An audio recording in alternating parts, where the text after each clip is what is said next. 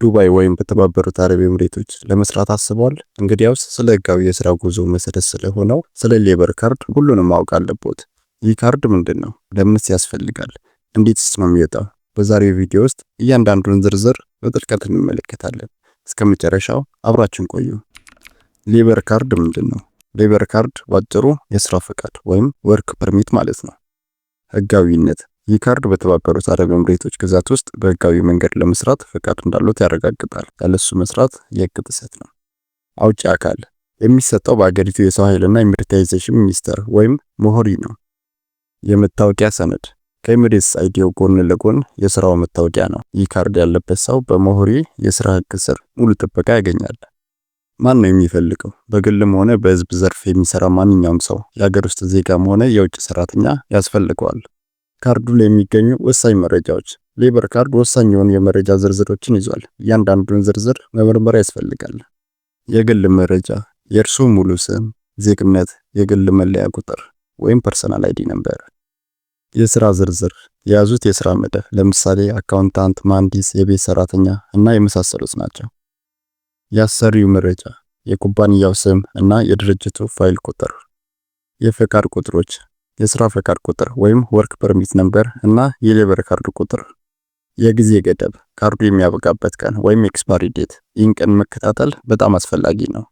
የሌበር ካርድ የማውጣት ሂደት ካርዱን ለማግኘት ያለው ሂደት ምንድነው? በአብዛኛው ይህ የአሰሪው ኃላፊነት ነው። የሥራ ውል ወይም ኦፈር ሌተር ለሥራው ከተስማሙ በኋላ ኩባንያው የሥራ ውል ይልክሎታል። የህክምና ምርመራ ወይም ሜዲካል ቴስት ለሥራ ብቁ መሆኑን ለማረጋገጥ የህክምና ምርመራ ያደርጋሉ። የመኖሪያ ቪዛ ማተም ወይም ሬዚደንሲ ቪዛ ስታምፒንግ የህክምና ምርመራውን ካለፉ በኋላ የመኖሪያ ቪዛው በፓስፖርቱ ላይ ይለጠፋል። የኤሚሬትስ አይዲ ይህ ወሳኝ የሆነ መታወቂያ ካርድ ይወጣል። የሌበር ካርድ እነዚህ ሁሉ ሂደቶች ከተጠናቀቁ በኋላ ሞሆሪ የሥራ ፈቃዱን ወይም ሌበር ካርዱን በአሰሪው በኩል ይሰጣል። አሰሪው ካርዱን በ60 ቀናት ውስጥ ሊሰጡት ይገባል። ጠቃሚ የሥራ ህጎችና የሰራተኛ መብቶች የሌበር ካርድ መኖሩ የተባበሩት አረብ ኤምሬትስ የሥራ ህጎች ጥበቃ እንደሚያገኙ ያሳያል። የደሞዝ ጥበቃ ወይም ዌጅ ፕሮቴክሽን ሲስተም በሌበር ካርዱ ላይ ባለው መረጃ አማካኝነት ደሞዞ በህግ በተቀመጠው የደሞዝ ጥበቃ ስርዓት ወይም WPS ውስጥ ይገባል። ይህም ደሞዞ በትክክልና በወቅቱ መከፈሉን ያረጋግጣል። ውሉን መረዳት የሌበር ካርዱ የሚያረጋግጠው ውሎ በሞሆሪ የተመዘገበ መሆኑና ስራ ከመጀመሩ በፊት በውሉ ላይ የተጻፈውን ደሞዝ፣ የሥራ ሰዓት እና የእረፍት ጊዜ በሚገባ ያንብቡ። የኩባንያው ኃላፊነት አሰሪው የሌበር ካርዱን ይዞ መቆየት አይችልም። ካርዱ የግል ንብረቱ ሲሆን ሁልጊዜም ከእርሱ ጋር መሆን አለበት።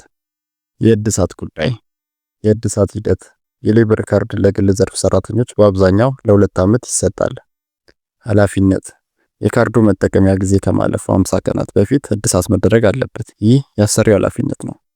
ቅጣት አሰሪው በወቅቱ ካላሳደሰ ከባድ የገንዘብ ቅጣት ይጣልበታል። ሌበር ካርዱ ቢጠፋ ወይም ቢበላሽ ወዲያውኑ ለፖሊስ ሪፖርት ያደርጉና አሰሪው ሌላ ካርድ እንዲያወጣ መጠየቅ አለበት። በአሁኑ ጊዜ በአብዛኛው ዲጂታል በመሆኑ ካርድ ቢጠፋቦት የሚያስከትለው ጉዳት ቀነስ ያለ ነው።